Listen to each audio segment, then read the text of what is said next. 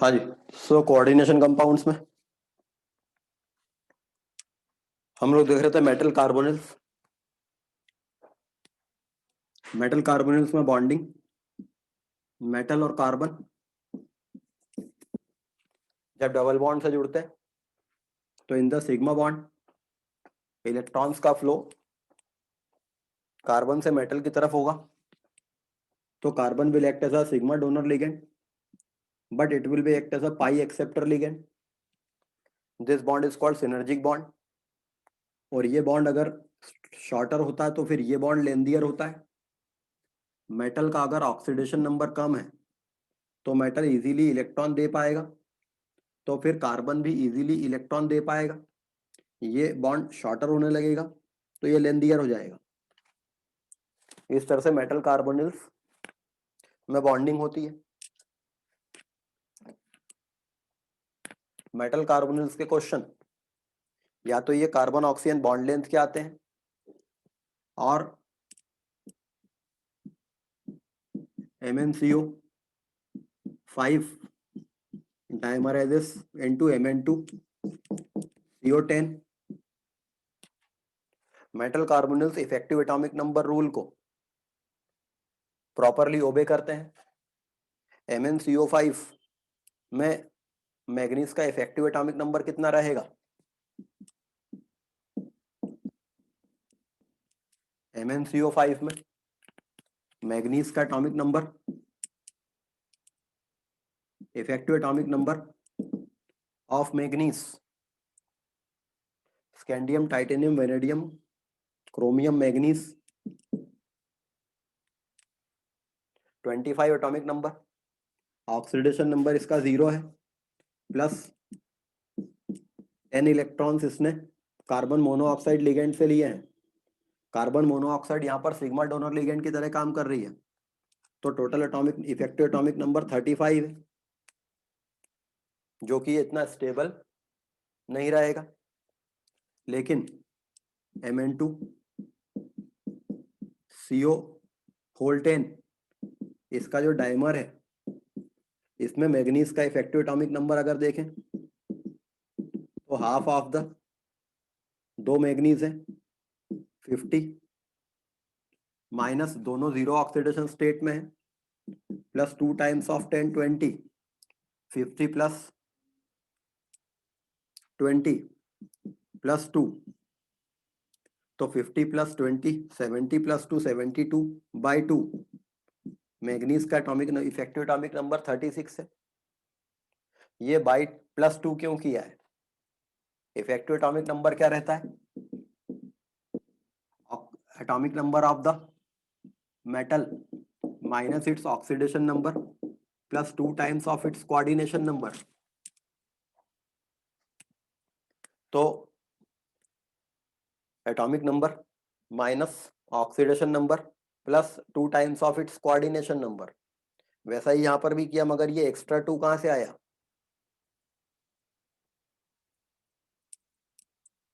Mn2CO10 MnCO5 का dimer है और इसमें मैग्नीज मैग्नीज बॉन्ड रहता है। इसमें मैग्नीज मैग्नीज बॉन्ड रहता है। तो मैग्नीज मैग्नीज बॉन्ड के कारण जो ये मैग्नीज मैग्नीज बॉन्ड है इसके जो 2 इलेक्ट्रॉन है वो इस मैग्नीज के लिए भी काउंट होंगे और ये दोनों इसके लिए भी काउंट होंगे। तो ये 2 इलेक्ट्रॉन जो शेयरिंग में है वो भी काउंट होंगे और इसलिए यहां पर हम इसको लेंगे तो अगर मेटल मेटल बॉन्ड होता है तो उस मेटल मेटल बॉन्ड का 2 इलेक्ट्रॉन इफेक्टिव एटॉमिक नंबर में काउंट किया जाता है। सो MnCO5 मोनोमर रहता है लेकिन डाइमर में इसके पास इफेक्टिव एटॉमिक नंबर आ जाता है। दैट्स वाई ये डाइमराइज हो जाता है। मीन्स इस टाइप का क्वेश्चन आ सकता है कि why MnCO5 dimerizes into Mn2CO10 because in that condition it will have the proper effective atomic number equals to the atomic number of krypton। कोई डाउट है इसमें किसी को?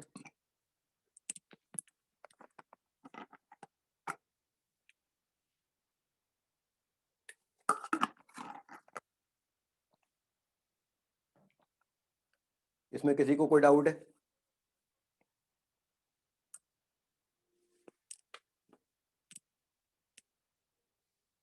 तो मेटल कार्बोनिल्स से रिलेटेड कोई क्वेश्चन यदि आता है तो आप इफेक्टिव एटॉमिक नंबर रूल लगाकर अंदाज लगा सकते हैं कि वो किस टाइप का बिहेव करेगा।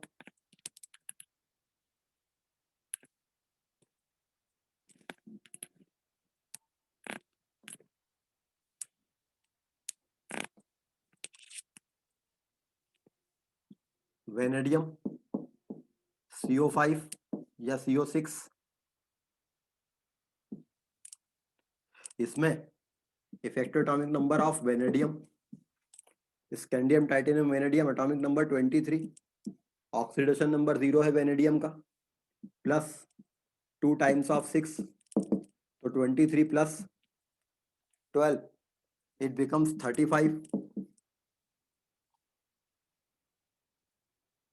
बल्कि VCO7 होगा, तो 23 प्लस 14 इट बिकम्स 37। तो ये कॉम्प्लेक्स VCO7 ऑक्सीडाइजिंग एजेंट होगा या रिड्यूसिंग एजेंट होगा? कॉम्प्लेक्स VCO7 ऑक्सीडाइजिंग एजेंट होगा या रिड्यूसिंग एजेंट होगा?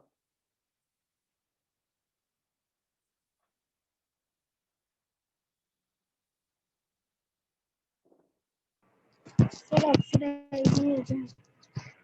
नहीं, रिड्यूसिंग एजेंट होगा। वेनेडियम कॉम्प्लेक्स बनाएगा VCO प्लस प्लस एक इलेक्ट्रॉन, ये एक इलेक्ट्रॉन लॉस कर देगा, ये एक इलेक्ट्रॉन लॉस कर देगा, खुद ऑक्सीडाइज हो जाएगा, हैंस ये अच्छा रिड्यूसिंग एजेंट होगा, क्योंकि जब ये एक इलेक्ट्रॉन लॉस कर देगा तो इस कॉम्प्लेक्स में उसका effective atomic number 23 -1 plus 2 times of 7 that is 36 हो जाएगा। मतलब अगर एक इलेक्ट्रॉन लॉस करने से उसके पास इफेक्टिव एटॉमिक नंबर आ रहा है तो वो ऑक्सीडाइज होना चाहेगा, मतलब वो एक अच्छा रिड्यूसिंग एजेंट होगा। इसी प्रकार से कुछ क्वेश्चन ऐसे आ सकते थे जब एक इलेक्ट्रॉन गेन करने से इसका इफेक्टिव एटॉमिक नंबर आता, अगर एक इलेक्ट्रॉन गेन करने से ये इफेक्टिव एटॉमिक नंबर एक्वायर कर लेता तो फिर यह ऑक्सीडाइजिंग एजेंट होता, क्योंकि खुद रिड्यूस हो जाता। तो metal carbonyls effective atomic number rule को प्रॉपरली ओबे करते हैं, तो कई questions effective atomic number rule से मेटल कार्बोनिल्स के सॉल्व किए जा सकते हैं। जैसे FeCOX आयरन कार्बन मोनोऑक्साइड के साथ में कार्बोनिल बनाता है और इसमें X का नंबर कितना रहेगा?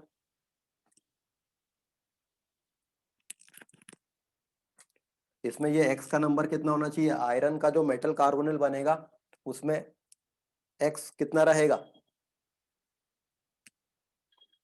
वैसे आयरन 6 कोऑर्डिनेशन नंबर शो करता है अपने कॉम्प्लेक्सेस में। आयरन के जो कॉम्प्लेक्स हमने देखे हैं उनमें आयरन 6 कोऑर्डिनेशन नंबर शो करता था। सर 5। यहाँ पर ये 5 रहेगा क्योंकि यहाँ 6 रहता था जब ये +2 रहता था, तब ये 6 कोऑर्डिनेशन शो करता था, लेकिन यहाँ 0 ऑक्सीडेशन स्टेट में ये 5 रहेगा, ताकि effective atomic number 26 - 0 plus x times of 2 equals to 36 आने पर ये 5 रहेगा, तब 36 आएगा। तो अगर मेटल कार्बोनिल से रिलेटेड कोई क्वेश्चन आता है तो आपको इफेक्टिव एटॉमिक नंबर रूल के थ्रू उसको सोचना चाहिए।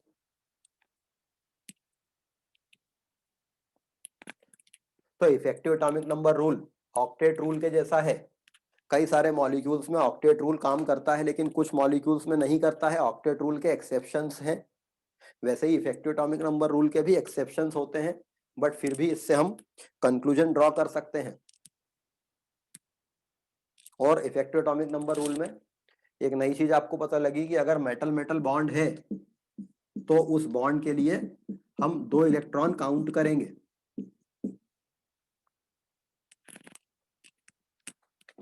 बल्कि इसका उल्टा क्वेश्चन भी आ सकता है कि आपको 4 ऑप्शन दे दिए और पूछ लिया कि इसमें से किस में मेटल मेटल बॉन्ड होगा।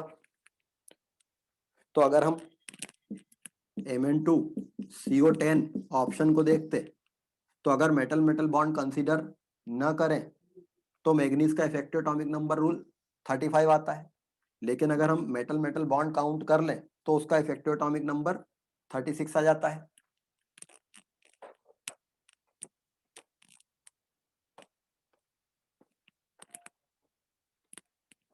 Ti C5H5 whole twice eta की पावर 5 C5H5 whole twice में टाइटेनियम का इफेक्टिव एटॉमिक नंबर कितना है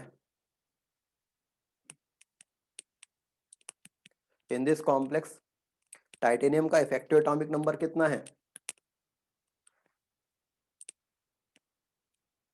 C5H5 जो लिगेंड है वो ये रहेगी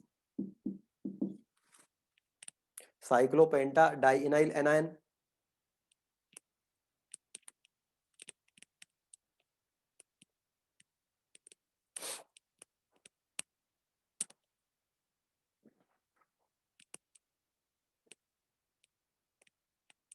टाइटेनियम का एटॉमिक नंबर 22 होता है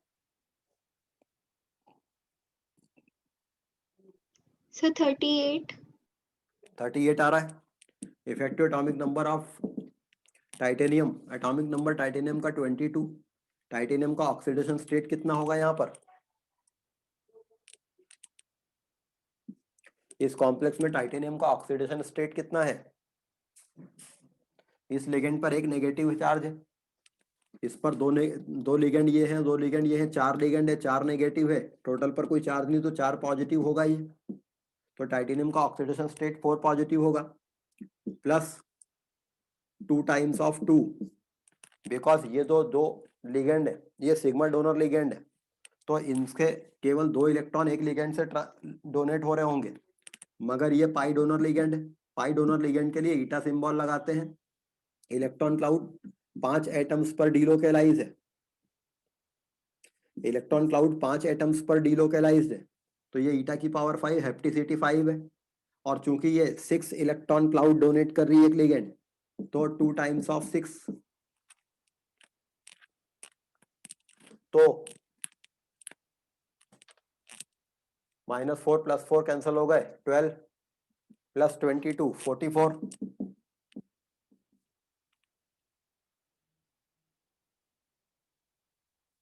48 नहीं आ रहा है ये सिग्मा डोनर लिगेंड है तो इससे इफेक्टिव एटॉमिक नंबर निकालने में 2 इलेक्ट्रॉन पर लिगेंड कंसीडर करेंगे लेकिन ये पाई डोनर लिगेंड है तो इससे इसके डीलोकेलाइज्ड इलेक्ट्रॉन क्लाउड में जो इलेक्ट्रॉन इन्वॉल्व है वो कंसीडर करेंगे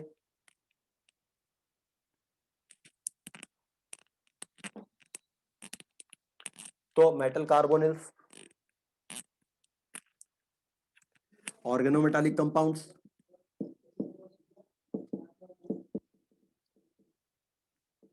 organometallic compounds the compounds containing metal and carbon bond where this carbon belongs to some organic group organometallic compounds ऐसे कंपाउंड्स होते हैं जिनमें मेटल कार्बन से बॉन्डिंग रखता है तब जबकि वो कार्बन किसी ऑर्गेनिक ग्रुप का कार्बन हो तो Grignard reagent is an organometallic compound alkyl lithium is an organometallic compound CH3COONA sodium acetate is not an organometallic compound because इसमें एसीटेट आयन ऑर्गेनिक पार्ट है सोडियम मेटल है but carbon metal bond नहीं है oxygen metal bond है organometallic compound होने के लिए carbon metal bond होना जरूरी है organometallic compounds are of 2 types sigma bonded organometallic compounds pi bonded organometallic compounds when carbon is a sigma donor ligand when carbon is a sigma donor ligand then sigma bonded organometallic compound when carbon is a pi donor ligand they are pi bonded organometallic compound RMgx RLi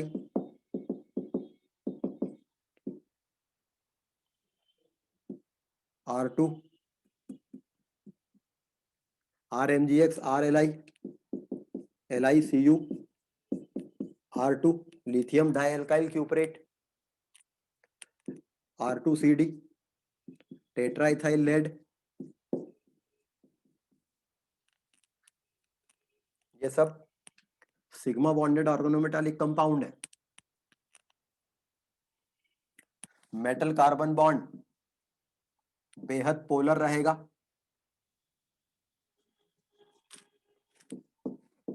और इसकी polarity carbon की तरफ होगी, because metal electropositive है। That's why organometallic compounds are very good source of carbanion. Organic chemistry में हमने देखा था कि as a source of carbanion we can use this organometallic compounds. जितना ज्यादा मेटालिक एलिमेंट होगा ये बॉन्ड उतना ज्यादा पोलर होगा, वो उतना full fledge carbanion provide करेगा। तो बिल्कुल फुल फ्लेज कार्ब एनायन कौन से ऑर्गेनोमेटालिक कंपाउंड्स प्रोवाइड करेंगे? Full fledge carb anion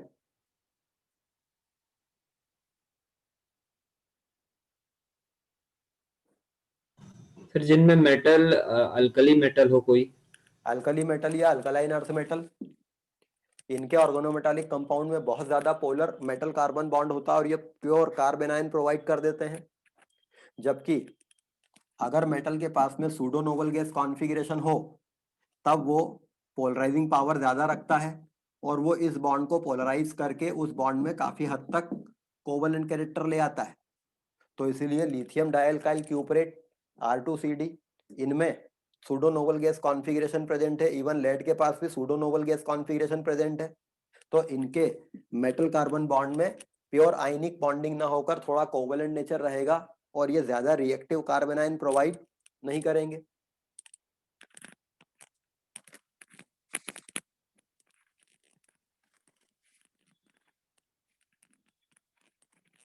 I bonded organometallic compound like K, PT, Cl3, eta की power 2, C2H2।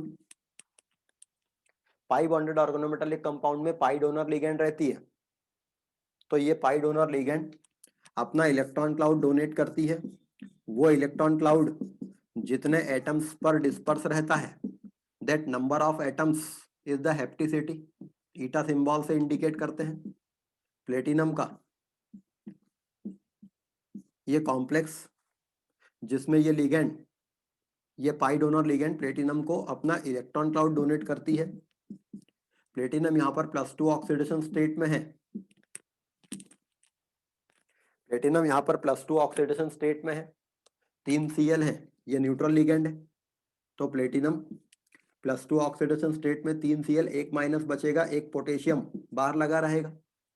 This complex KPtCl3 eta की power 2 C2H2 is called Zeise's salt.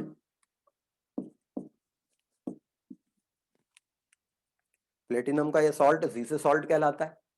It is a square planar complex.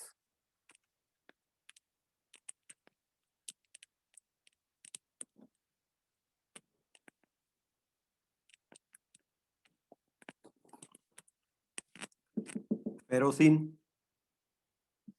Fe eta की power 5 C5H5 whole twice. This complex is called ferrocene. It contains 2 cyclopentadienyl anions जिनमें डीलोकेलाइज्ड electron cloud का system रहता है। Cyclopentane ring के ऊपर और नीचे pi electron cloud रहता है 6 इलेक्ट्रॉन्स का।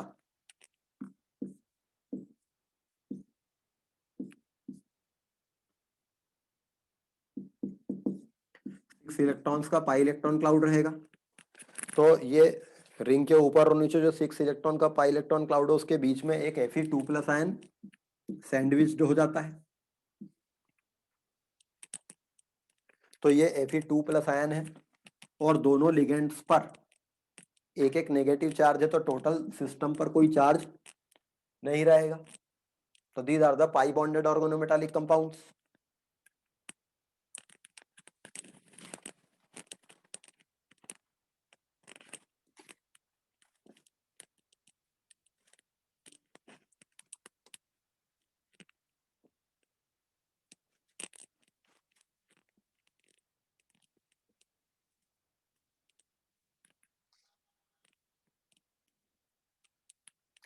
isomerism in complex compounds.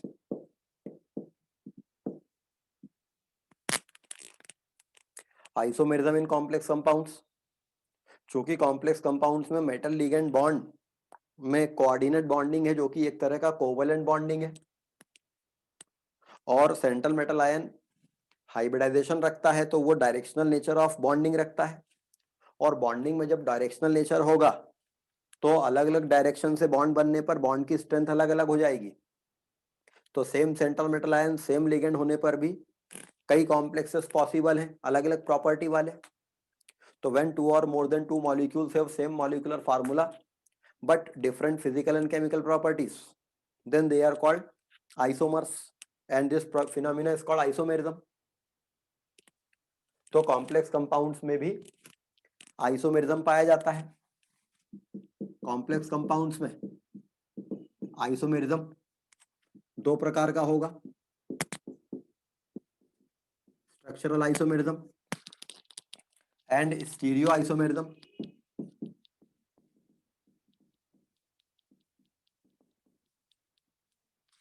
Structural isomerism and stereo isomerism. When complex compounds have different properties because of their different structures.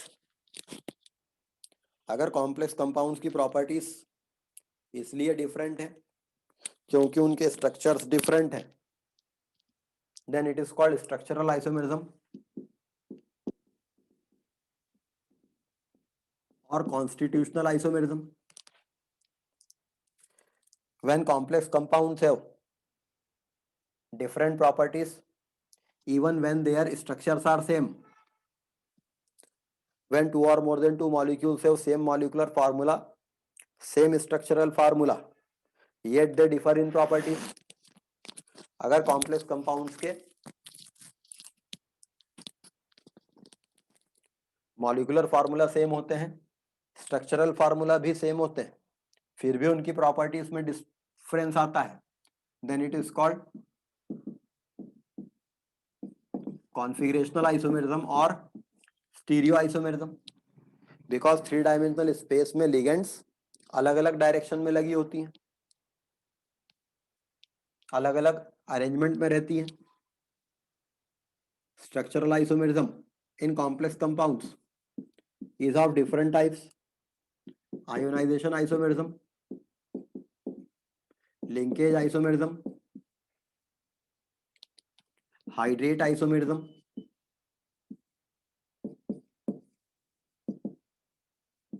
coordination isomerism,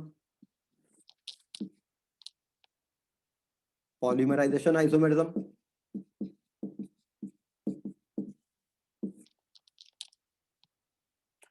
ionization isomerism, linkage isomerism, hydrate isomerism, coordination isomerism, polymerization isomerism.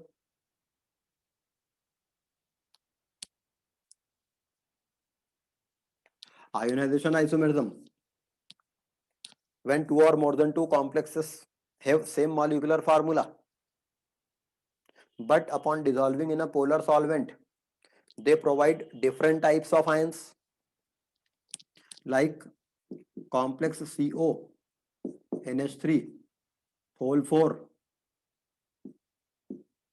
Br2, Cl, and CO, NH3, whole 4, Br, Cl, Br। ये दोनों complex CO, NH3, whole 4, Br2, Cl हैं। इन दोनों के molecular formula same है, दो bromine है, एक chlorine है, चार अमोनिया है, एक कोबाल्ट है दोनों में, बट ये पोलर सॉल्वेंट में डिसॉल्व होने पर क्लोराइड आयंस देगा,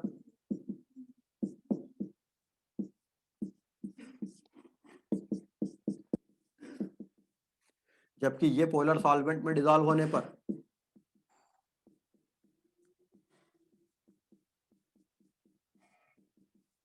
ब्रोमाइड आयंस देगा। तो इनके मॉलिक्यूलर फार्मूला सेम है, but upon ionisation they are providing different ions in the solution. So this is called ionization isomerism. Suppose ये दोनों आइसोमर्स प्रेजेंट हैं, दो अलग अलग टेस्ट ट्यूब में इनके सॉल्यूशन है. How can you differentiate, how can you identify कि कौन सा वाला मॉलिक्यूल किस टेस्ट ट्यूब में है?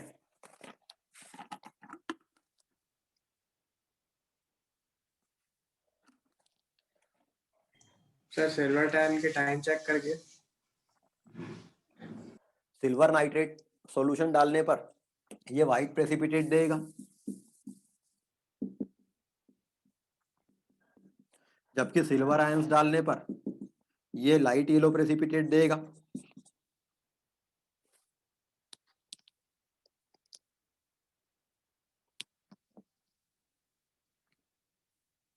लिंकेज आइसोमेरिज्म,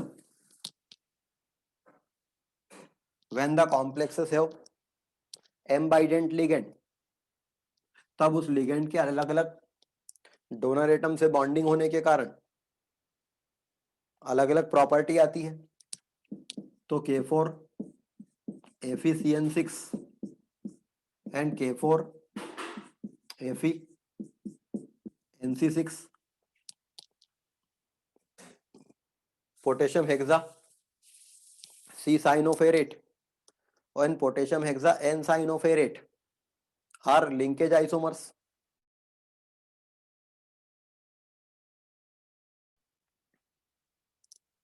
तो ये दोनों लिंकेज आइसोमर्स है. इसी प्रकार से नाइट्राइट लिगेंड NO2 जब NO2 नेगेटिव लिगेंड जब होगी तो ये N नाइट्राइटो या O नाइट्राइटो की तरह हो सकती है, बिकॉज इसमें डोनर एटम या तो ऑक्सीजन हो सकता है और या फिर ये नाइट्रोजन हो सकता है. तो when the complex have m bidentate ligand,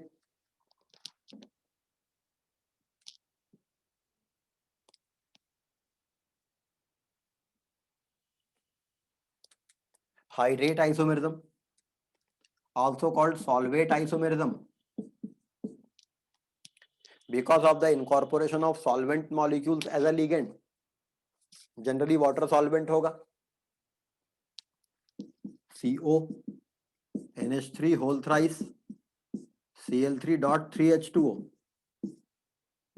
CO NH3 whole thrice H2O whole H2O Cl2 Cl dot 2H2O, CO NH3 whole thrice H2O whole twice Cl Cl2 and CO NH3 whole thrice H2O whole thrice Cl3.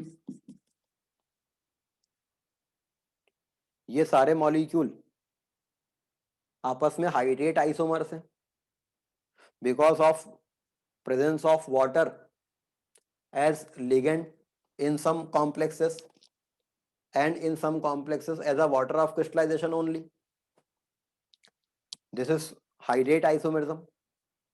जब water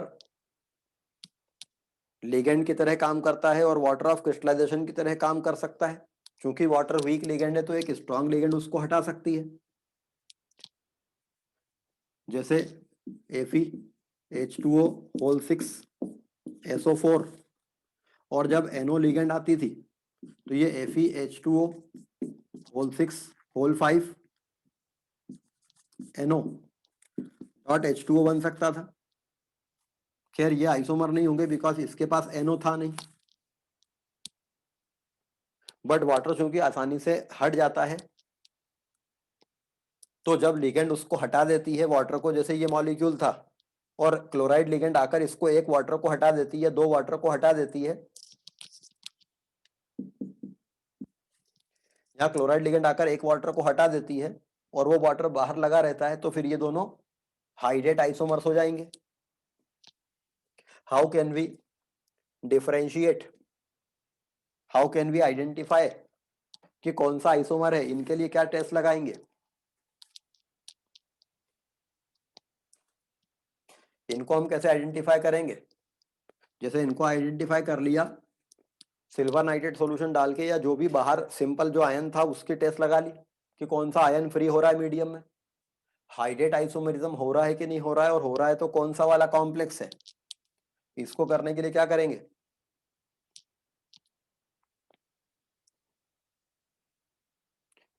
simple सा है।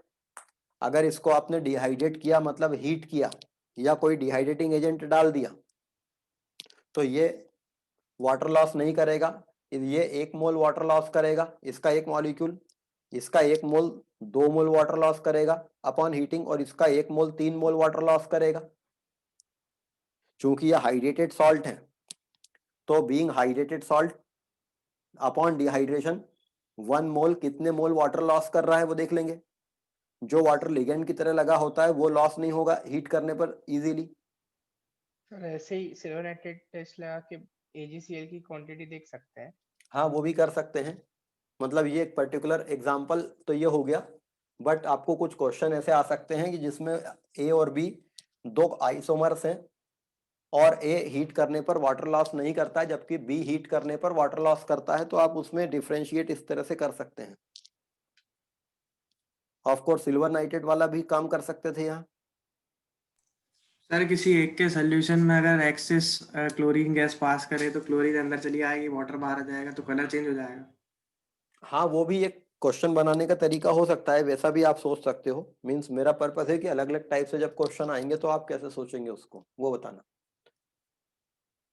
तो linkage isomerism, hydrate isomerism, coordination isomerism, this type of isomerism arises in those complex compounds where cation and anion both are complex,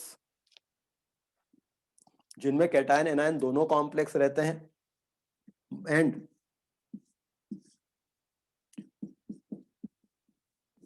the isomers differ due to exchange of metals in the two coordination spheres. suppose platinum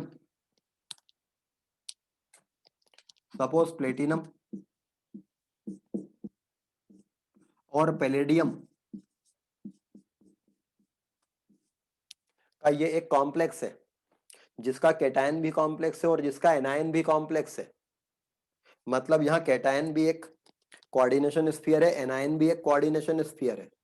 now इसी के फॉर्मूले वाला एक complex और होता जो कि अपने सेंट्रल मेटल आयन दोनों कोऑर्डिनेशन स्फीयर में एक्सचेंज करके बनता, means PD PY 4 PT Cl4। ये दोनों कॉम्प्लेक्सेस के मॉलिक्यूलर फार्मूला सेम है, बट यहाँ पर प्लेटिनम कैटायनिक स्फीयर का पार्ट है, यहाँ पर प्लेटिनम एनायनिक स्फीयर का पार्ट है। इस वाले का नाम क्या होगा,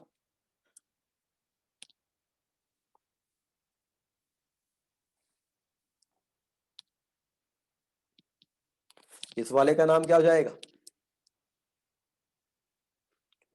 जब इस टाइप के कॉम्प्लेक्सेस का नेमिंग करनी होती है जिनमें कैटायन भी कॉम्प्लेक्स होता है और एनायन भी कॉम्प्लेक्स होता है, इस टाइप के कॉम्प्लेक्सेस की नेमिंग में पहले हमको दोनों मेटल्स का ऑक्सीडेशन नंबर चेक कर लेना चाहिए, क्योंकि यहाँ दो अननोन हो जाएंगे, ऑक्सीडेशन नंबर निकालना है तो दो मेटल है यहाँ पर, तो उसके लिए हीट एंड ट्रायल मेथड से ऑक्सीडेशन नंबर पहले चेक करना चाहिए। पिरिडीन न्यूट्रल लिगेंड है, प्लेटिनम की जो ज्यादा स्टेबल ऑक्सीडेशन स्टेट होती है वो होती है +2 और +4। अब अगर हम इस प्लेटिनम को +4 स्टेट पे मानते हैं तो ये न्यूट्रल लिगेंड है, तो इस कोऑर्डिनेशन स्फीयर पर +4 चार्ज रहेगा, तो फिर इस वाले कोऑर्डिनेशन स्फीयर पर -4 चार्ज होना चाहिए जो इन 4 Cl से आएगा। तो ये पैलेडियम कौन सी ऑक्सीडेशन स्टेट में होना चाहिए, 0। मतलब अगर हम इस प्लेटिनम को +4 ऑक्सीडेशन स्टेट में माने तो पैलेडियम 0 ऑक्सीडेशन स्टेट में होना चाहिए, ये एक कॉम्बिनेशन हो सकता है। या फिर हम क्या माने, ये प्लेटिनम +2 ऑक्सीडेशन स्टेट में है, ये प्लेटिनम +2 ऑक्सीडेशन स्टेट में है, पिरिडिन न्यूट्रल लिगेंड है, इस पर +2 चार्ज रहेगा। ये पैलेडियम कौन से ऑक्सीडेशन स्टेट में होगा, +2। पैलेडियम भी +2 में रहेगा क्योंकि 4 क्लोराइड लिगेंड लगी हैं।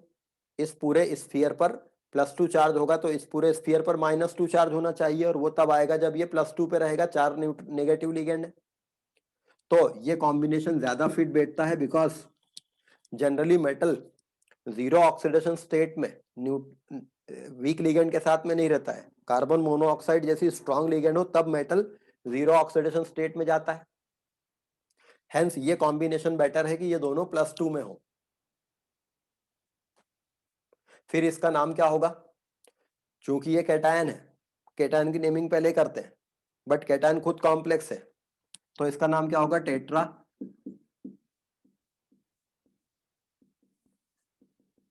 Pyridine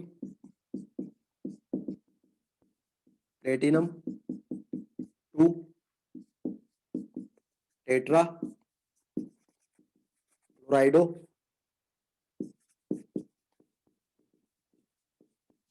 Palatinate 2 tetra pyridine platinum 2। इसको प्लेटिनम लिखा है, इसको पैलेडिएट लिखा है।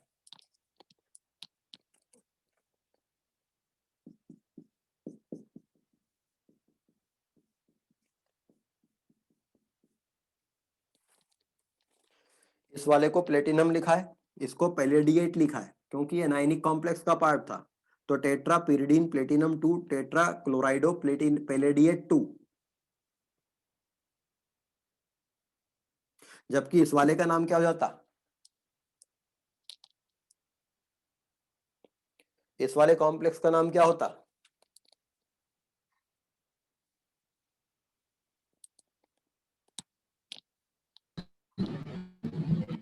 टेट्रापिरिडीन palladium tetrapyridine palladium 2 tetra chlorido platinate 2।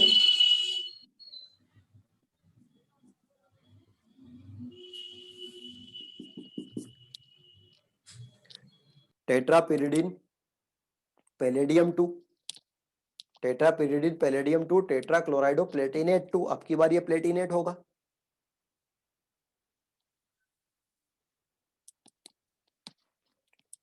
तो ये दोनों आपस में कोऑर्डिनेशन आइसोमर है, बिकॉज इनके कैटायन एनायन दोनों कॉम्प्लेक्सेस है, and these two compounds are differing by the exchange of their central metal ion in the two coordination spheres. अच्छा, tetra pyridine platinum 2 tetra chlorido पैलेडिएट 2 ये था।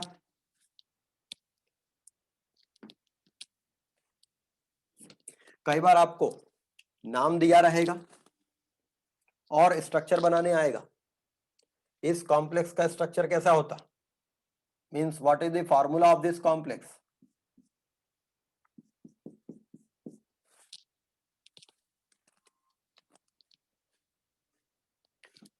Tetra pyridine platinum 4 tetra chlorido पैलेडिएट 2। IUPAC name of the compound दिया है और आपको उसका formula बताना है। सर सेम रहेगा, बस बाहर कोई 2 नेगेटिव वाला एनायन लग जाएगा।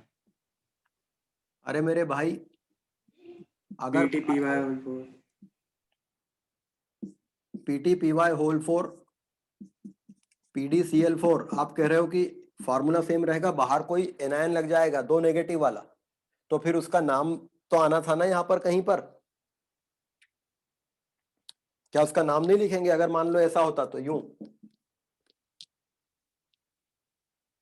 कुछ तो करते ना, मींस नाम जब मैंने दे दिया। खैर आपका आंसर गलत है। इस कॉम्प्लेक्स का फॉर्मूला क्या होगा? Tetra pyridine platinum 4 tetra chloro palladate 2। तो वो प्लेटिनम वाला होल ट्वाइस हो जाएगा, platinum Cl4 whole. Platinum palladium platinum नहीं, प्लेटिनम वाला होल ट्वाइस। पैलेडियम वाला ये होल ट्वाइस हो जाएगा। मतलब इस पर +4 चार्ज है, मगर इस पर +2 ही है, तो ये वाले 2 लग जाएंगे।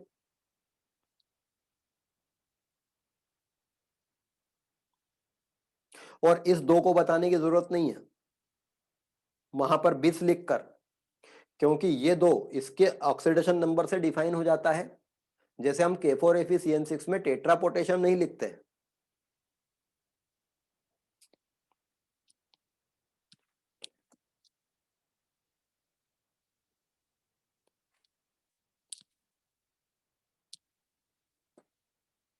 तो coordination isomerism, polymerisation isomerism, Pt NH3 whole twice, Cl2 एक कॉम्प्लेक्स है, Pt NH3 होल 4,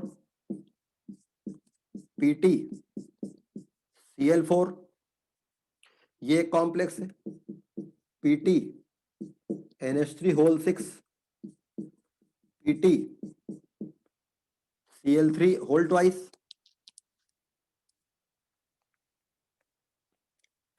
ये 3 कॉम्प्लेक्सेस है।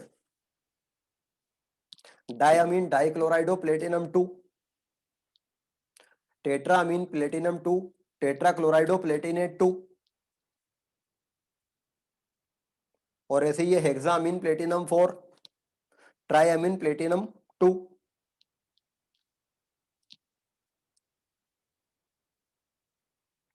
तो ये 3 कॉम्प्लेक्सेस हैं। इन कॉम्प्लेक्सेस में आपस में रिलेशन क्या दिख रहा है? ये 3 कॉम्प्लेक्सेस हैं, इन तीनों में आपस में कैसा रिलेशन दिख रहा है?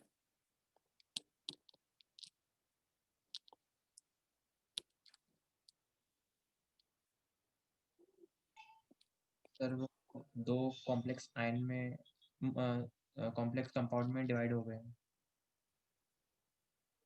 अरे ये एक कॉम्प्लेक्स है, ये एक कॉम्प्लेक्स है, डिवाइड नहीं हो गए। ये एक मॉलिक्यूल है, ये एक मॉलिक्यूल है, ये एक मॉलिक्यूल है, 3 अलग अलग मॉलिक्यूल है। इन तीनों में आपस में क्या रिलेशन दिख रहा है?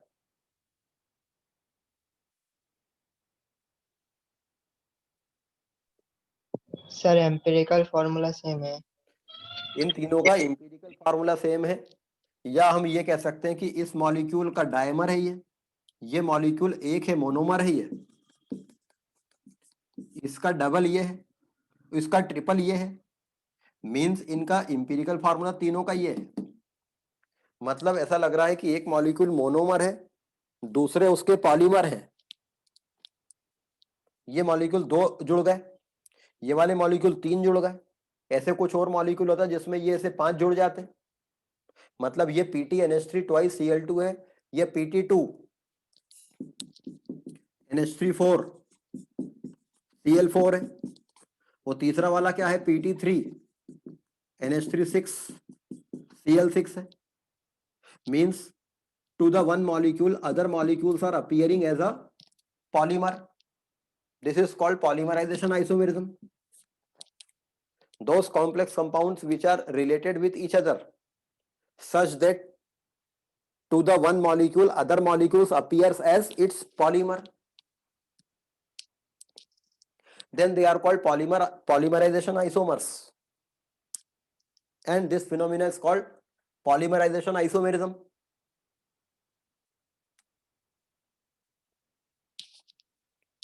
In the word polymerization isomerism, कौन सा वर्ड सही नहीं है? इसको पॉलीमराइजेशन आइसोमेरिज्म कहते हैं, बट इनमें से कौन सा वर्ड सही नहीं है? Sir isomerism. नहीं, दोनों ही सही नहीं है।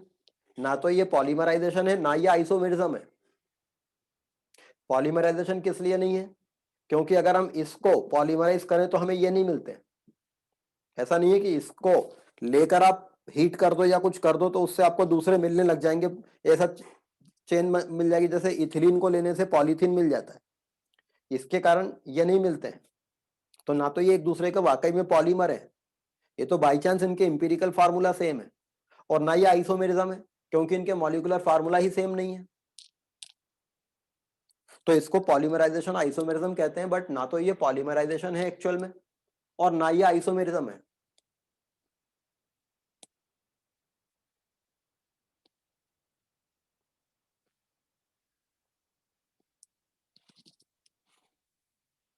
Coordination position isomerism,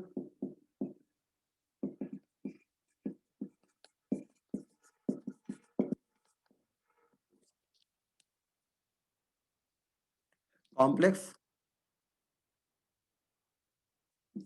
PT NH3 twice Cl2, ये एक स्क्वायर प्लेनर कॉम्प्लेक्स है।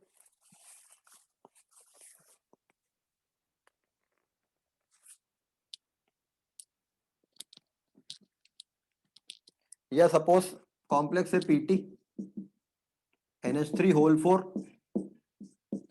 PT Cl4, और एक कॉम्प्लेक्स होता PT NH3 whole twice Cl2, यहाँ प्लेटिनम +4 पे रहता तो +2 यहाँ बचता, और PT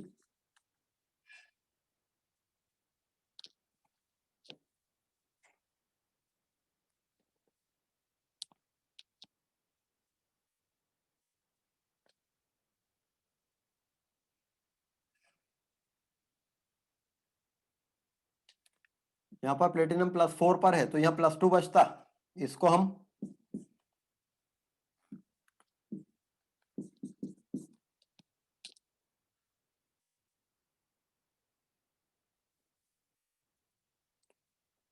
तो इस वाले प्लेटिनम को अगर हम 0 पे ले लें तो ये -2 बचेगा, और इन दोनों में क्या है, सेंट्रल मेटल आयन तो दोनों में सेम है, बट इधर की लिगेंड उधर ट्रांसफर हो गई है, उधर की लिगेंड इधर ट्रांसफर हो गई है। They are called coordination position isomers. जब दोनों कोऑर्डिनेशन स्फीयर्स में लिगेंड की पोजीशन बदल जाती है।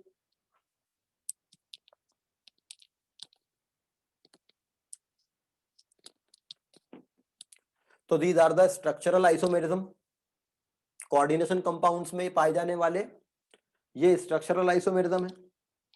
Linkage isomerism, ionisation isomerism, hydrate isomerism, coordination position, polymerisation. इनमें कोई डाउट है किसी को?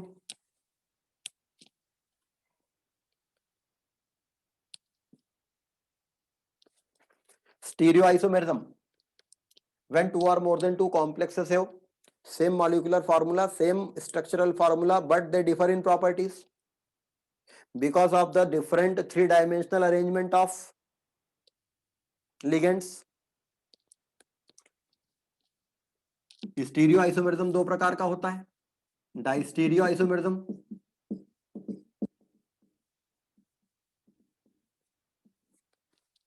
And इनेंशियोमेरिज्म।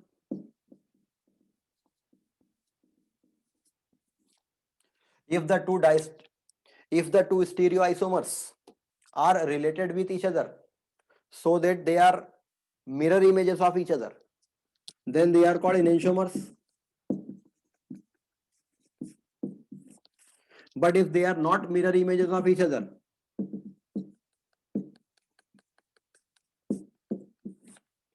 then they are called distereoisomers. And if they are mirror images, they will if they are mirror image isomers, अगर दो स्टीरियो आइसोमर हैं और वो एक दूसरे की मिरर इमेज है तो वो पक्के से अपनी ऑप्टिकल प्रॉपर्टी में डिफर करेंगे।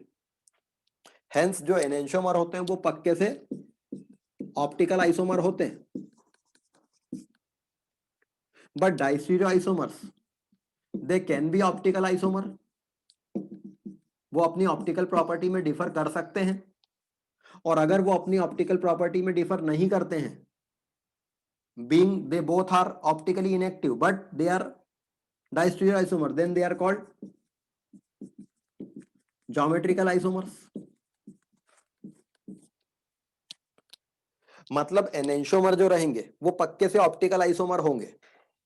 डाइस्टीरियो आइसोमर अगर ऑप्टिकल प्रॉपर्टी में डिफर करेंगे तो उनको हम ऑप्टिकल आइसोमर की कैटेगरी में रख देंगे, लेकिन अगर वो दोनों ऑप्टिकली इनएक्टिव हैं मगर हैं तो अलग, तो उनको हम ज्योमेट्रिकल आइसोमर कह देंगे।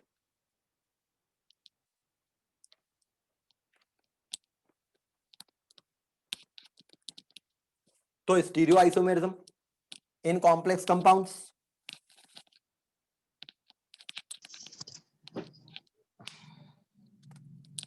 कॉम्प्लेक्स कंपाउंड्स में stereoisomerism.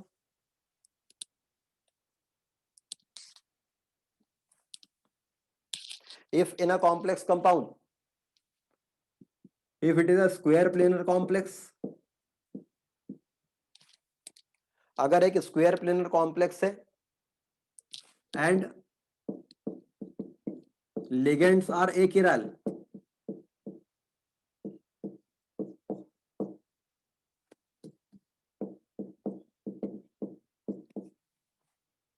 if the complex is square planar and the ligands are achiral,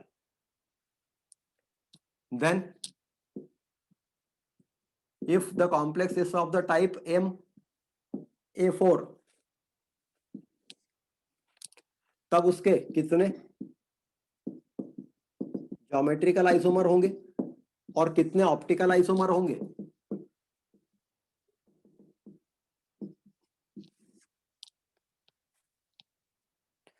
MA4 complex मतलब सेंट्रल मेटल लाइन के आसपास चारों लिगेंड एक जैसी हो, जैसे NiCN4।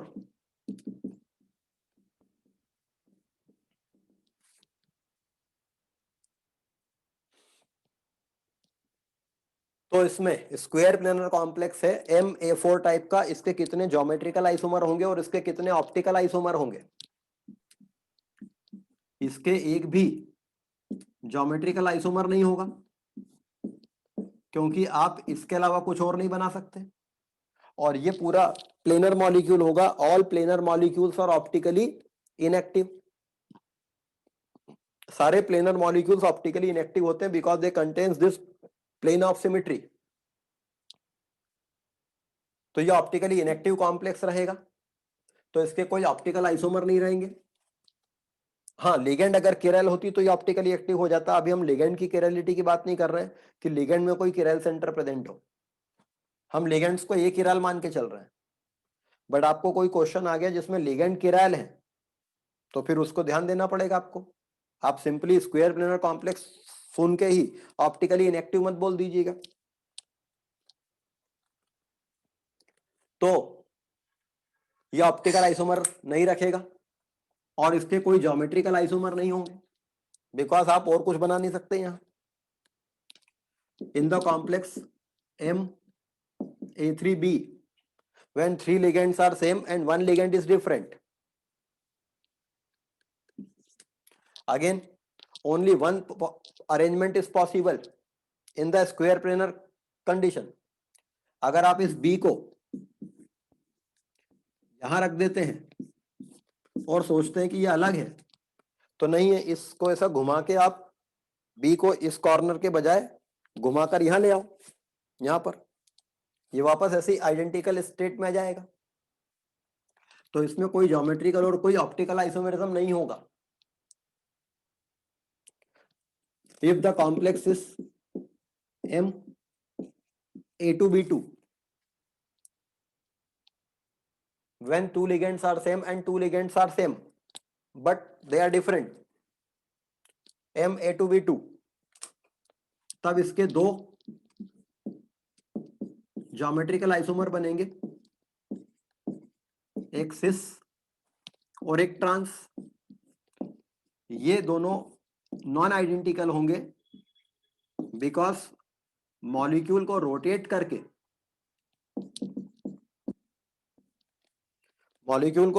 करके आप इससे ये फॉर्म नहीं ला सकते बिना बॉन्ड तोड़े इससे, क्योंकि यहाँ बीबी के बीच में 90 डिग्री एंगल है, यहाँ बीबी के बीच में 180 डिग्री एंगल है। बिना बॉन्ड को तोड़े मॉलिक्यूल को जस्ट घुमाने से ये नहीं आएगा, इससे बनेगा नहीं है। तो ये दो ज्योमेट्रिकल आइसोमर्स हैं और चूंकि प्लेनर है, लिगेंड्स एक किरल है और प्लेनर है मॉलिक्यूल है, ये फ्लैट है, हेंस ऑप्टिकली इनएक्टिव होगा। तो इसमें कोई ऑप्टिकल एक्टिविटी नहीं रहेगी। किसी को डाउट है इसमें कुछ?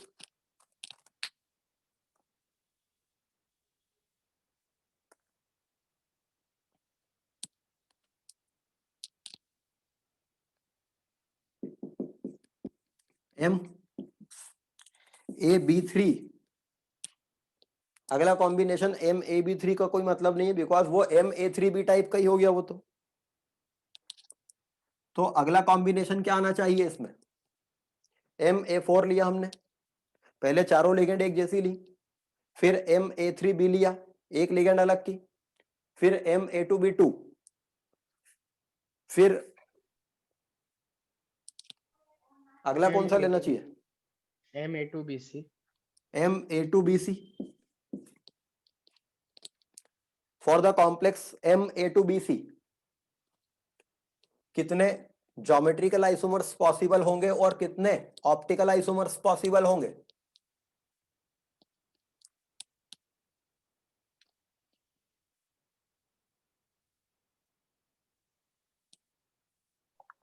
सर ज्योमेट्रिकल 2 ही रहेंगे, ऑप्टिकल 0 रहेंगे। ज्योमेट्रिकल 2 रहेंगे, ऑप्टिकल 0 रहेंगे। Ma2Bc अगर है तो A और A को अगर आपने सिस कंडीशन पे रख दिया तो B और C के लिए सिस कंडीशन ही बची, और अगर आपने A और A को ट्रांस कंडीशन पे रख दिया तो B और C के लिए ट्रांस कंडीशन ही बचेगी,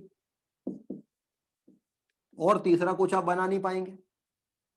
और मॉलिक्यूल प्लेनर होने के कारण, लिगेंड एक किरल होने के कारण ऑप्टिकल आइसोमेरिज्म इसमें होगा नहीं।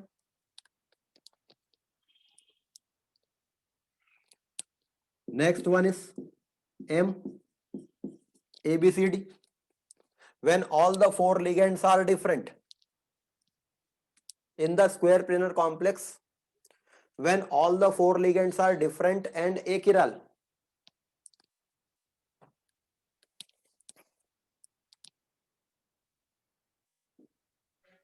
सर 3 ज्योमेट्रिकल और 0 ऑप्टिकल.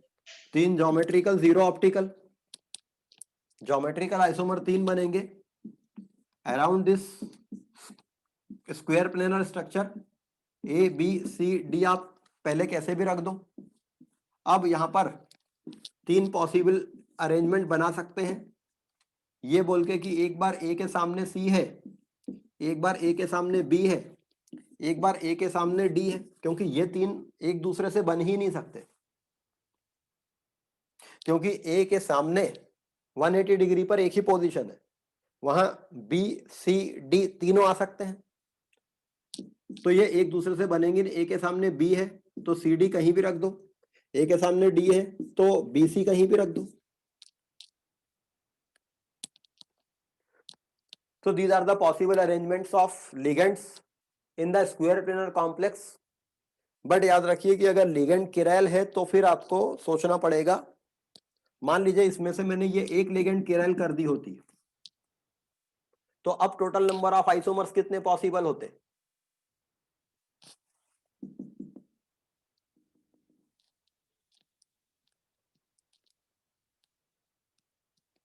अगर इनमें से एक लिगेंड किरैल होती, बाकी एक किरैल होती, सर 6 हो जाते, और वो भी तब जब इसके अंदर एक किरैल सेंटर होता, इस लिगेंड के अंदर एक किरैल सेंटर होता, क्योंकि अगर आर और एस के टर्म्स में बोले तो ये एक कॉम्प्लेक्स जिसमें सी आर है और ये एक कॉम्प्लेक्स जिसमें सी एस कॉन्फ़िगरेशन में है, फिर ये 2 कॉन्फ़िगरेशन रखता सी के आर एस, ये 2 कॉन्फ़िगरेशन रखता सी के आर एस, तो इसके 6 कॉन्फ़िगरेशन बनते। तब जबकि लिगेंड में केवल एक किरैल सेंटर होता, और वो भी एक लिगेंड में।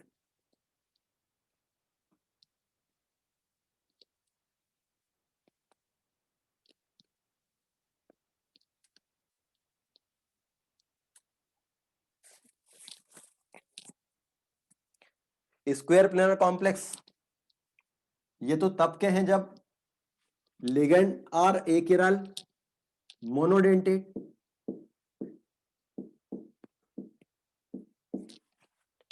ये जो हमने कंडीशन देखी लिगेंड्स आर एकिरल मोनोडेंटेट।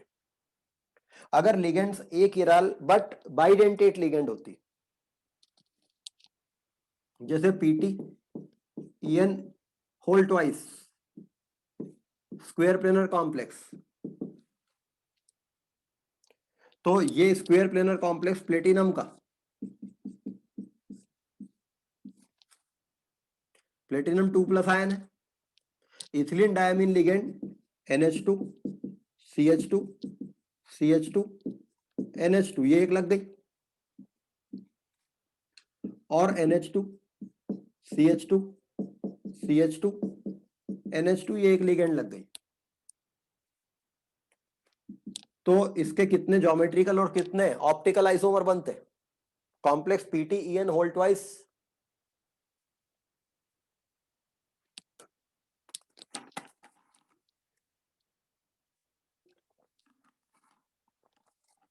इसके कितने ज्योमेट्रिकल आइसोमर और कितने ऑप्टिकल आइसोमर होंगे? सर 0 0। दोनों ही 0 होंगे। इसमें और कुछ आप बना नहीं सकते। आप ऐसा नहीं कर सकते कि पीटी और ये जो इथिलीन डायमीन लिगेंड है, इसका ये एक नाइट्रोजन और इसका जो दूसरा नाइट्रोजन है, ये 90 डिग्री पर, मींस एक बाइडेंटेट लिगेंड का एक डोनर एटम यहां है तो दूसरा यहां आके लगे, ऐसा लग सकता है। लेकिन एक बाइडेंटेट लिगेंड का एक डोनर एटम इधर और दूसरा यहां नहीं लग सकता। इसका कारण क्या हो सकता है?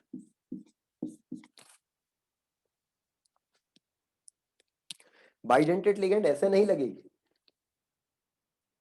बिकॉज 180 डिग्री पर सेंट्रल मेटल आयन को लोन पेयर देने के लिए उसका लिगेंड का साइज बहुत ही बड़ा होना चाहिए ताकि वो प्रॉपर 180 डिग्री पर दो एटम आ सके। इस लिगेंड का ये जो ब्रिज है ये बहुत ही बड़ा होना चाहिए, या तो बहुत ज्यादा कार्बन एटम वाला होना चाहिए, तब जाकर 180 पर डोनेशन हो सकता है। 90 पे डोनेशन इजी है।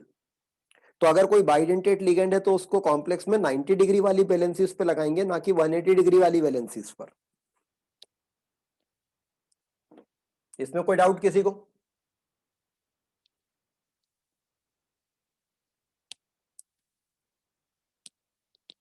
तो कॉम्प्लेक्स PTEN होल ट्वाइस, इसके 0 ज्योमेट्रिकल 0 ऑप्टिकल आइसोमर होते, but complex PTEN whole twice Cl2 PTEN Cl2,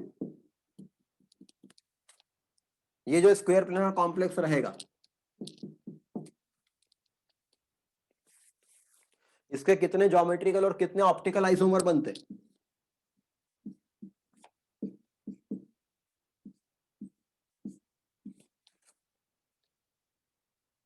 sir 0 0।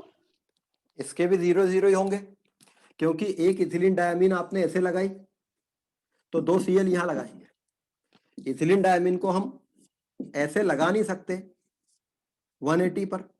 अगर लगा सकते तो फिर 2 Cl 180 पे आते और हम कहते कि एक सिस और एक ट्रांस है, मगर ऐसे नहीं लगा सकते। इसलिए इसके यही एक स्ट्रक्चर पॉसिबल है जिसमें दोनों Cl सिस कंडीशन पर है।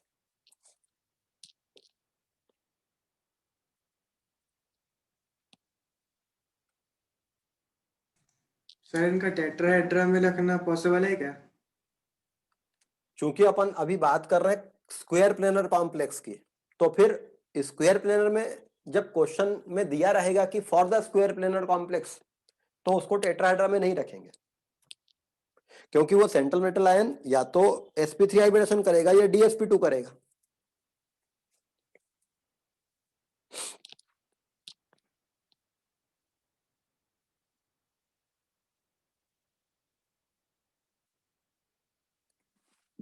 PT EN PR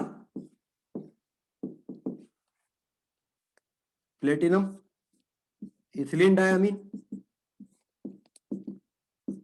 और प्रोपिलीन डायमीन,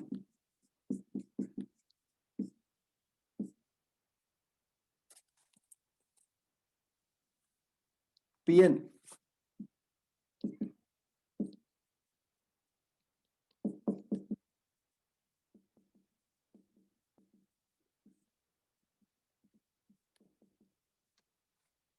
इस कॉम्प्लेक्स के कितने ज्योमेट्रिकल आइसोमर होंगे और कितने ऑप्टिकल आइसोमर होंगे?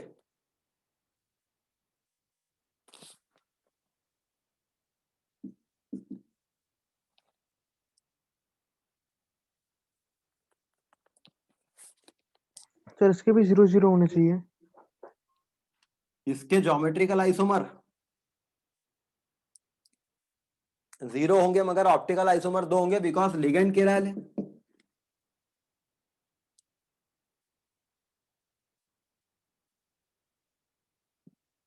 मैंने आपको कहा था कि लिगेंड की केरलिटी का ध्यान रखिए।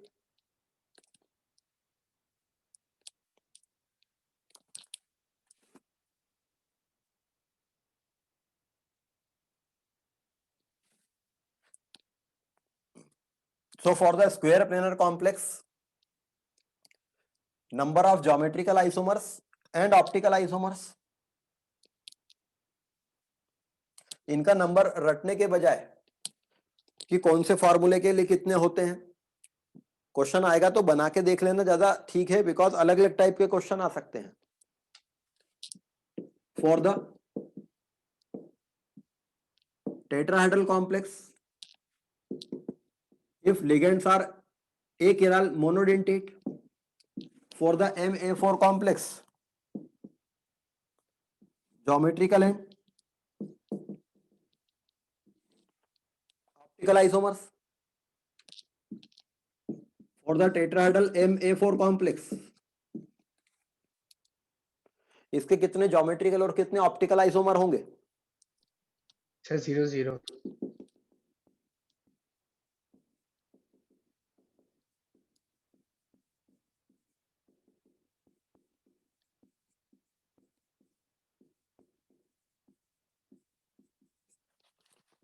0 0। ना तो कोई अलग ज्योमेट्रिकल आइसोमर आप बना सकते हैं इसका, ना कोई ऑप्टिकल आइसोमरिज्म इसमें होगा, क्योंकि सिमेट्रिक टेट्राहेड्रा है। Ma3b, इसके कितने ज्योमेट्रिकल और कितने ऑप्टिकल आइसोमर होंगे?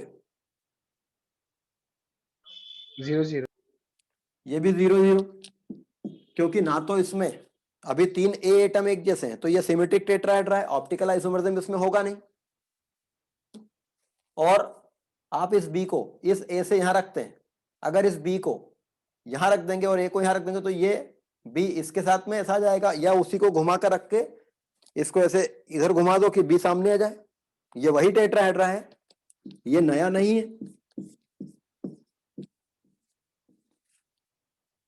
इट इज इंडिकेटिंग कि आपने एक टेट्राहेड्रा को से बस रोटेट कर दिया है कि बी यहां आ गया है या बी यहां आ गया, या इसको यू रोटेट करते हैं यहां से तो ये बी यहां चला जाता।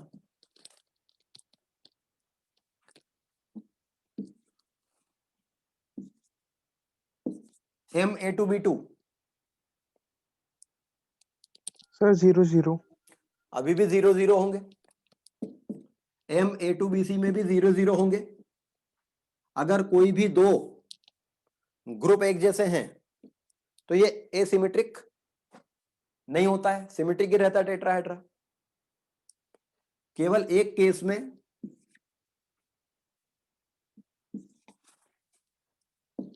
आइसोमेरिज्म आ सकता है, और ये 3D फिगर है। अगर इसमें अलग स्ट्रक्चर बने तो वो पक्के से ऑप्टिकली एक्टिव होंगे, मिरर इमेज आइसोमर होंगे, तो 2 एनेंटियोमर्स बनेंगे। तो टेट्राहेड्रल कॉम्प्लेक्स जिनमें एक चिरल मोनोडेंटेट लिगेंड होगी, चारों लिगेंड अलग होंगी, उस केस में आइसोमेरिज्म आएगा।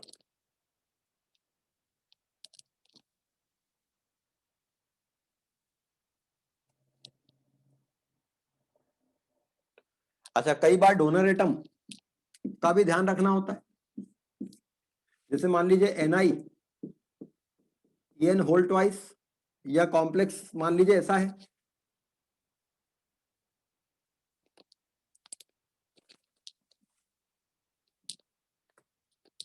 मान लीजिए आपके पास एक कॉम्प्लेक्स है,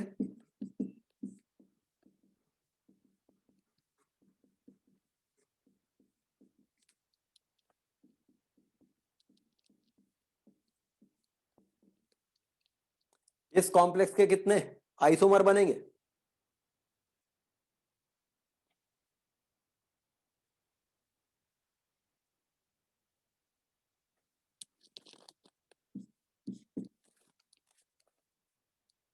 सर 4 4 क्यों बनेंगे?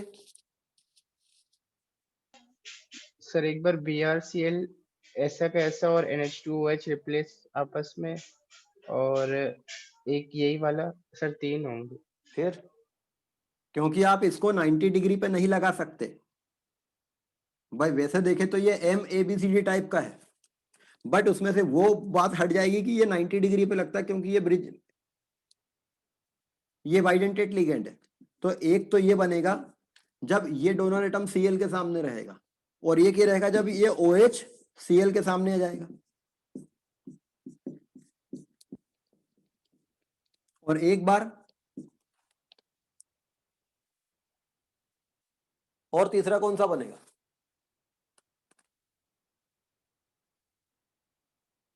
दो ही तो बन रहा है, बिकॉज दो हट जाएंगे। जब ये दोनों 180 पे नहीं आ सकते तो ये दोनों भी 180 पे नहीं आ सकते।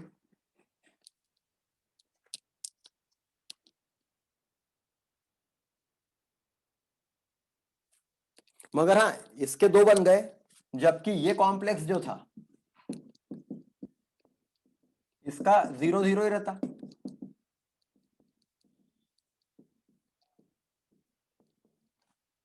इसका 0 0 रहता। मतलब इसमें क्या है, सिमेट्रिकल बाइडेंटेट लिगेंड, और इसमें क्या है, asymmetrical bident, not symmetrical, means same donor atom वाली बाइडेंटेट लिगेंड। हाँ, सिमेट्रिकल ही कह सकते हैं, ये एसिमेट्रिकल है, डोनर एटम ही अलग है उसके दोनों, इसका भी ध्यान रखना होगा।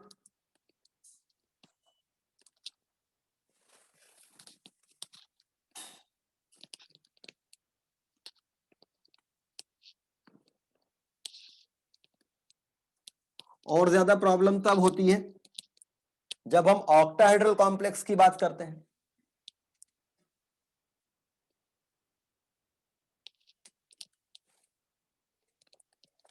फॉर द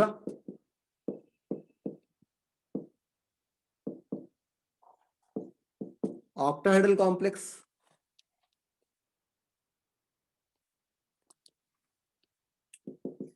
अगर MA6 टाइप का ऑक्टाहेड्रल कॉम्प्लेक्स है,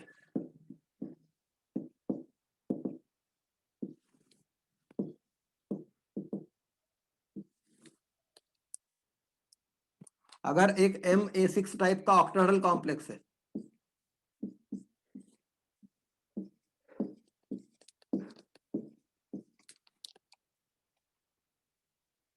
तो इसमें कितने ज्योमेट्रिकल आइसोमर पॉसिबल है और कितने ऑप्टिकल आइसोमर पॉसिबल है? सर 0 0। 0 0। ज्योमेट्रिकल पॉसिबल नहीं है, ऑप्टिकल पॉसिबल नहीं, क्योंकि अगर आप मिरर इमेज इसकी बनाओगे तो वो एज इट इज जाके सुपर इम्पोज हो जाएगा। MA5B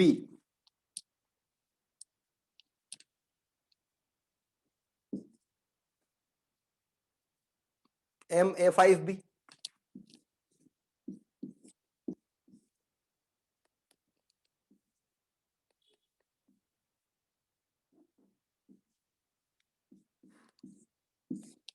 इसके कितने ज्योमेट्रिकल पॉसिबल है, कितने ऑप्टिकल पॉसिबल है? सर 0 0। 0 0। ज्योमेट्रिकल पॉसिबल नहीं है बिकॉज इस B के सामने एक A 90 पे रहेगा, एक A 180 पर रहेगा ही रहेगा। या हम कहें कि इसको हमने ऐसा घुमा दिया और ये B को इस कॉर्नर पर ले आए तो ये बन गया, और चूंकि इस कॉम्प्लेक्स को बस घुमा देने से ये बन गया है इसकी मिरर इमेज, तो ये ऑप्टिकली इनएक्टिव है। या यूं कह लो कि ये एक प्लेन ऑफ सिमेट्री है इसका, इस मॉलिक्यूल का ये एक प्लेन ऑफ सिमेट्री है जिसमें B एटम प्रेजेंट है, दोनों A एक जैसे हो गए। मॉलिक्यूल में अगर प्लेन ऑफ सिमेट्री प्रेजेंट होता है तो वो ऑप्टिकली इनएक्टिव होता है। M A4B2 M A4B2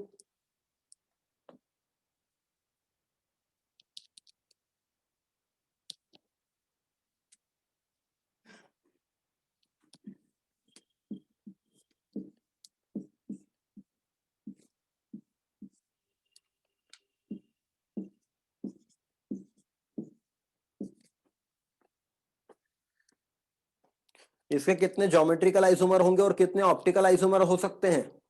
sir geometrical 2 होंगे, ऑप्टिकल 0। ज्योमेट्रिकल 2 हो जाएंगे, ऑप्टिकल 0 होंगे। ज्योमेट्रिकल 2 हो जाएंगे जब B 90 डिग्री पर होंगे, मतलब सिस कंडीशन में, और या फिर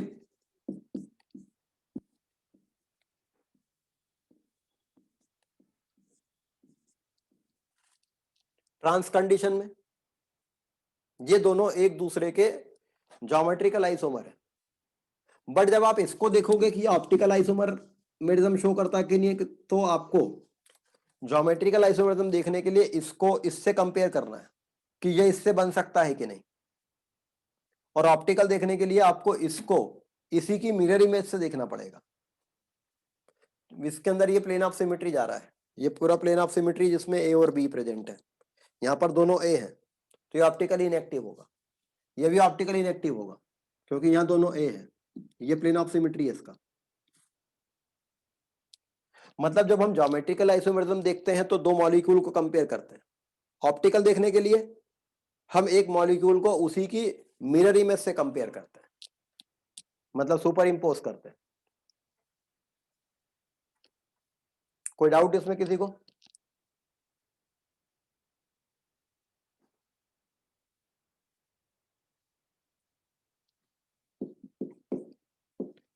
M A4BC, M A4BC, sir 2 और 0। 2 और 0। अगेन या तो बी और सी को 90 पे रख ले या फिर बी और सी को 180 पे रख ले। ये पक्का है कि ये दोनों एक दूसरे से बन नहीं पाएंगे, मगर स्टिल इसमें प्लेन ऑफ सिमेट्री, इसमें भी प्लेन ऑफ सिमेट्री रहेगा।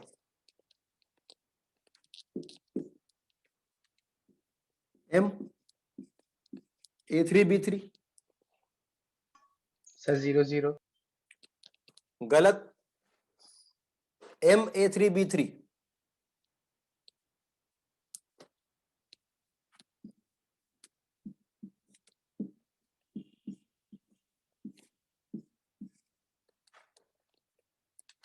ए और ए, तो बी और बी, मतलब तीनों ए के बीच में तीनों ए के बीच में 90 डिग्री एंगल, तो तीनों बी के बीच में 90 डिग्री एंगल है।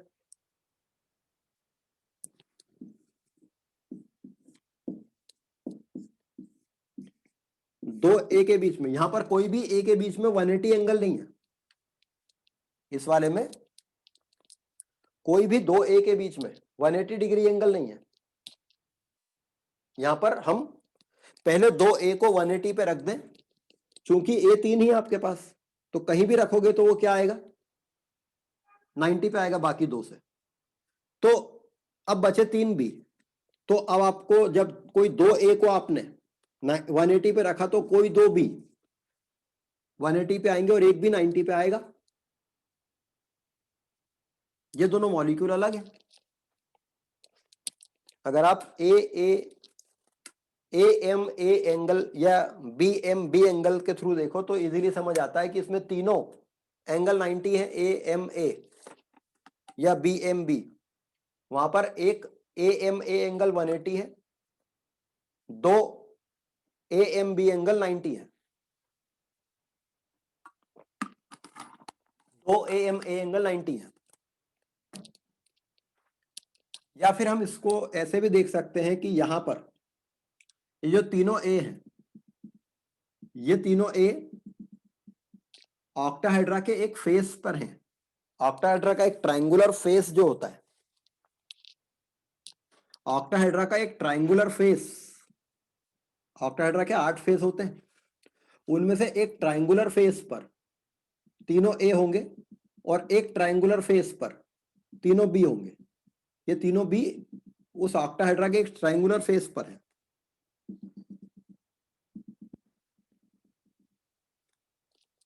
तो this is called facial isomer.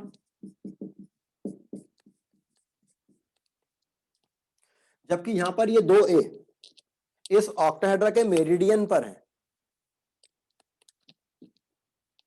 ऑक्टाहेड्रा जो यहां बन रहा है उसके मेरिडियन पर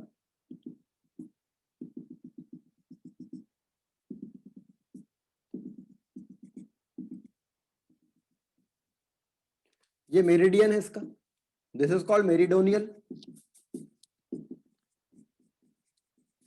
आइसोमर। तो फॉर द कॉम्प्लेक्स MA3B3 दो ज्योमेट्रिकल आइसोमर होते हैं, फेशियल और मेरिडोनियल। मगर हम इनमें ऑप्टिकल आइसोमेरिज्म भी तो चेक करना है। तो ये जो फेशियल आइसोमर है, अब इसमें आपको ऑप्टिकल आइसोमेरिज्म शो करना है। तो ये फेशियल आइसोमर ऑप्टिकली एक्टिव होगा कि ऑप्टिकली इनएक्टिव होगा? अभी हमने फेशियल और मेरिडोनियल को आपस में कंपेयर किया, बट अब आपको फेशियल आइसोमर को चेक करना है कि वो ऑप्टिकली एक्टिव होगा कि ऑप्टिकली इनएक्टिव होगा। Optically active. Optically active. Active होगा। ऑप्टिकल एक्टिविटी चेक करने के लिए आपको उसको किससे कंपेयर करना होगा? एनेंशियोमर से। उसी की मिरर इमेज से, उसके एनेंशियोमर से। तो मैं पहले उसका एनेंशियोमर बना लेता हूं और फिर इस मॉलिक्यूल को उठाकर इस पर सुपर इंपोज करके देखता हूं ये सुपर इंपोज हो रहा है कि नहीं हो रहा है। हो रहा है। ये सुपर इंपोज होगा कि नहीं होगा? सर हो रहा है। सर हो हो रहा है? जाएगा। सर नहीं होगा, क्योंकि सर अगर उसको रोटेट करेंगे तो वैसे ही बन जाएगा वो। हो रहा है। आप पहले इसको सिंपली क्या करो, ये जो एक्सिस है ए और बी यहां पर है, इसको वहीं रहने दो और इसको ऐसा 180 पे घुमा दो, यूं इसको ऐसा 180 घुमा दो। तो दोनों बी जो इधर आ रहे हैं वो घूमकर इधर आ जाएंगे इनकी जगह पर, और ये दोनों ए यहां चले जाएंगे, और ये दोनों तो यही हैं। ये मॉलिक्यूल इस प्लेन में ऐसा घूमने पर ये आ गया।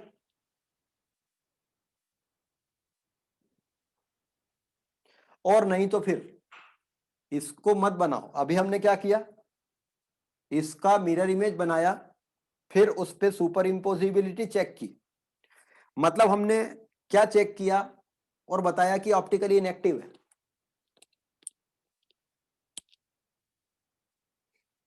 अरे ये क्या चेक किया हमने, कौन सी प्रॉपर्टी चेक की? Chirality. केरालिटी चेक की। बट केरालिटी चेक करने के बजाय आप इसका मिरर इमेज बनाओ ही मत, सिंपली बोल दो कि ऑप्टिकली इनएक्टिव होगा। क्यों? This Plane. Molecule is containing one plane of symmetry. इसका प्लेन ऑफ सिमेट्री कौन है? ये वाला प्लेन। क्या ये वाला प्लेन इसका प्लेन ऑफ सिमेट्री है? नहीं, यहाँ ए है तो यहाँ बी है, जिसका प्लेन ऑफ सिमेट्री नहीं है। But it contains one plane of symmetry. इसका प्लेन ऑफ सिमेट्री कहाँ है? और जो परपेंडिकुलर होगा प्लेन के। ये सर जो वो एंगल पे लाया करता है। जो दोनों बी का बाइसेक्टर प्लेन है, इन दोनों ए का बाइसेक्टर प्लेन है, वो इस ए और बी को कंटेन करेगा। इस प्लेन जिसका अबाउट एक बी यहां पर है तो एक बी यहां पर है, एक ए यहां पर है तो एक यहां पर है, और यहां ए है यहां बी है, ये तो इस प्लेन पे लाई कर रहा है। This molecule is containing one plane of symmetry. तो अगर हमने प्लेन ऑफ सिमेट्री चेक करके इसको कहा कि ऑप्टिकली इनएक्टिव है, तो फिर हमने यहां क्या चेक किया?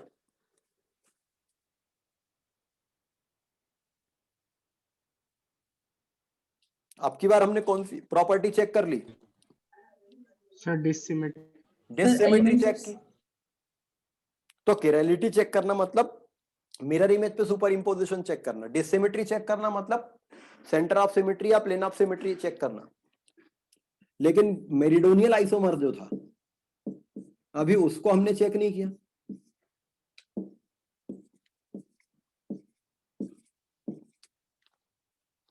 मेरिडोनियल आइसोमर ऑप्टिकली एक्टिव होगा कि ऑप्टिकली इनएक्टिव होगा? Sir inactive. इनएक्टिव होगा।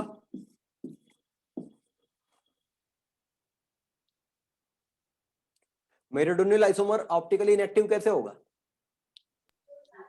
सर इसमें प्लेन ऑफ सिमेट्री है। इसमें प्लेन ऑफ सिमेट्री है। कहां है? सर एक डायगोनल के अलोंग प्लेन, कोई से भी डायगोनल के अलोंग। कोई सी भी डायगोनल के अलोंग जो प्लेन जा रहा है, सपोज ये वाली डायगोनल के अलोंग जो प्लेन जा रहा है, जो इस बी को इस बी को इस बी को और इस ए को कंटेन कर लेगा, वो इसका एक प्लेन ऑफ सिमेट्री जाएगा जिसके अबाउट ये दोनों एक जैसे हो गए। या फिर यही करो कि मेरिडोनियल आइसोमर में पहले जो दो 180 पर ए हैं उनको पकड़ के यहां कर दो ऐसा, तो आपके पास में मॉलिक्यूल इस ओरिएंटेशन में आ जाएगा कि यहाँ दोनों ग्रुप एक जैसे हैं। अब ये अपने आप प्लेन ऑफ सिमेट्री हो गया, चाहे यहाँ कोई भी लगा हो, तो इसके 0 ऑप्टिकल आइसोमर होंगे। फिर इसी प्रकार से अगला आएगा M A3 B2 C। तो ऐसे कॉम्प्लेक्सिटी बढ़ती जाएगी और नंबर बढ़ता जाएगा, तो उनको उन नंबर्स को हम याद कर लेंगे। बाद में मैं आपको बताऊंगा कि इसमें किस कॉम्बिनेशन में कितना नंबर होता है, वो याद ही कर लें तो बेहतर है, क्योंकि अभी हम बनाएंगे तो बहुत टाइम लगेगा हर एक कॉम्बिनेशन चेक करने में।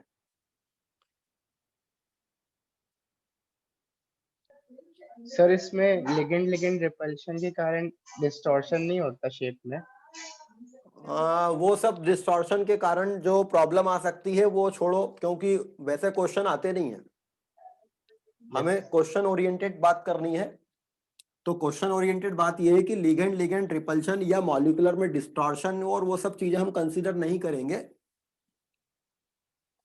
जिससे आप एक ऑप्टिकली इनएक्टिव कॉम्प्लेक्स को भी ऑप्टिकली एक्टिव कर दो भाई जबरदस्ती, तो वैसा नहीं सोचने का। Octahedral complex when the ligands are bidentate, इसके क्वेश्चन आते हैं। PTEN थ्राइस प्लेटिनम का ये कॉम्प्लेक्स है, तब जबकि उसमें सिमेट्रिकल बाइडेंटेट लिगेंड प्रेजेंट है।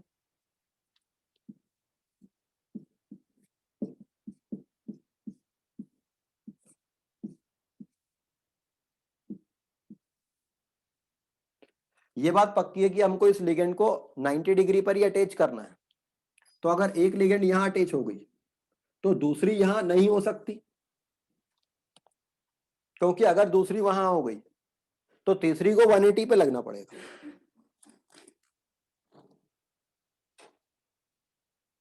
तो दूसरी अगर यहां आ गई तो फिर तीसरी ऐसी आएगी।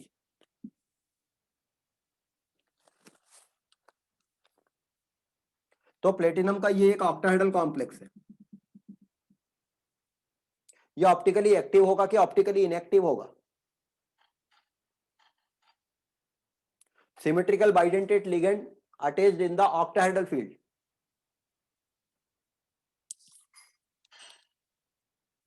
सर इनएक्टिव होगा। ये ऑप्टिकली एक्टिव होता है और इसमें डिसिमेट्री चेक करना डिफिकल्ट पड़ेगा, सो बेहतर रहेगा किरलिटी चेक करना। अपनी इमेजिनेशन से अगर आप इसका मिरर इमेज बनाएंगे तो वो ये बनेगी।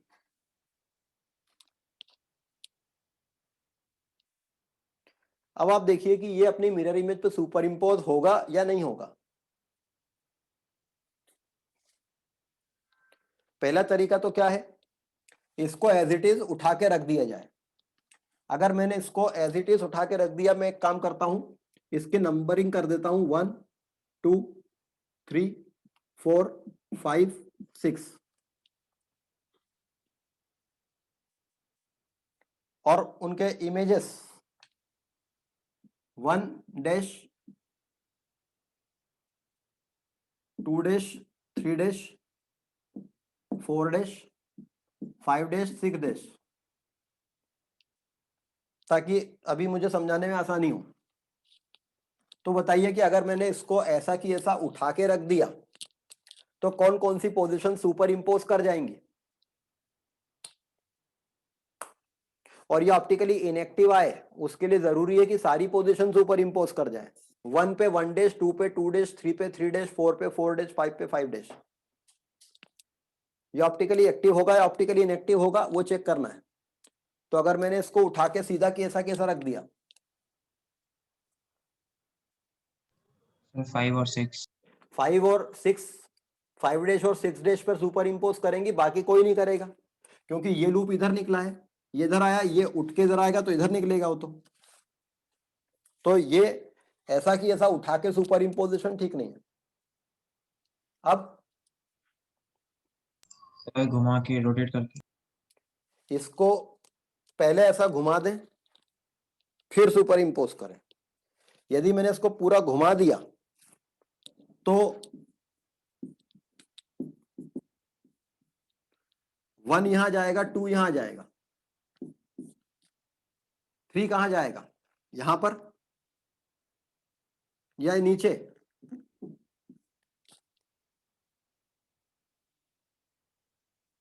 थ्री यहां जाएगा,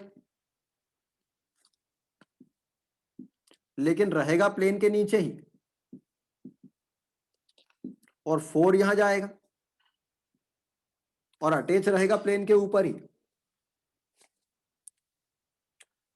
तो बताइए क्या चीज सुपर इंपोज नहीं कर रही है? इस मॉलिक्यूल को मैंने इस प्लेन के अबाउट ऐसा घुमा दिया ताकि इसका ये पोर्शन यहां आ जाए, ताकि वो इससे मैच करे। ये 1 डैश 2 डैश 1 2 पोजीशन में सेम ले आया। क्या चीज सुपर इंपोज नहीं कर रही है? Sir 3 4 3 dash 4। ये सर 4 5 लेगेंड अंदर सुपर इम्पोज नहीं करेगी, 4 मतलब बात 5 समझ और गए ना? 3 6। नंबरिंग से बात ना भी करें तो भी आप देखो कि इसका ये वाला पोर्शन यहाँ कोने पे लगी लिगेंड जो ऊपर की तरफ अटैच होनी चाहिए थी, इस कोने पे लगी लिगेंड नीचे की तरफ अटैच्ड है, और इस कोने पे लगी लिगेंड मिरर इमेज में नीचे की तरफ अटैच्ड है, वो यहाँ ऊपर की तरफ अटैच आ रही है। मतलब इस मॉलिक्यूल को आप रोटेट करके ऐसा करेंगे सुपर इंपोज करने के लिए कि ये हिस्सा सुपर इंपोज है तो ये दोनों नहीं होंगे, तो ये ऑप्टिकली एक्टिव है।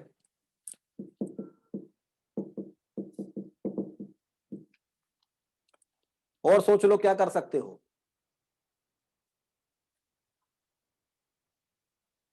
अगर इसको इस प्लेन में ऐसा कि सब पलट देते तो भी यही बनता। अगर ये जो इस प्लेन में लिखा हुआ है ये मॉलिक्यूल, इसको ऐसा कि सब पलट देते तो भी ये हिस्सा मैच करता, बट ये दोनों नहीं करते, वो ऐसे हो जाते हैं।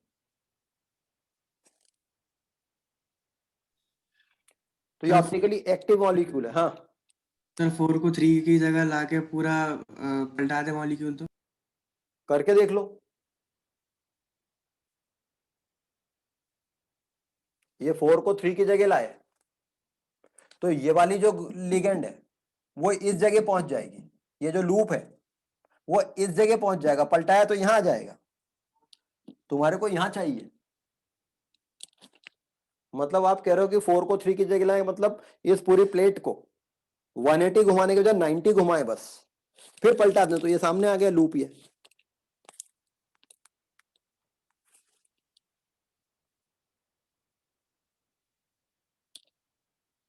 ठीक है।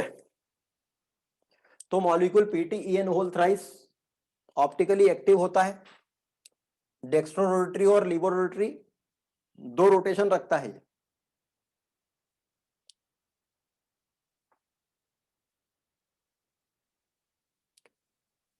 नेक्स्ट क्लास में compound COEN whole twice Cl2, इस कॉम्प्लेक्स के आइसोमर्स टोटल पता करके आइए कितने होंगे। इस कॉम्प्लेक्स के टोटल आइसोमर कितने होंगे?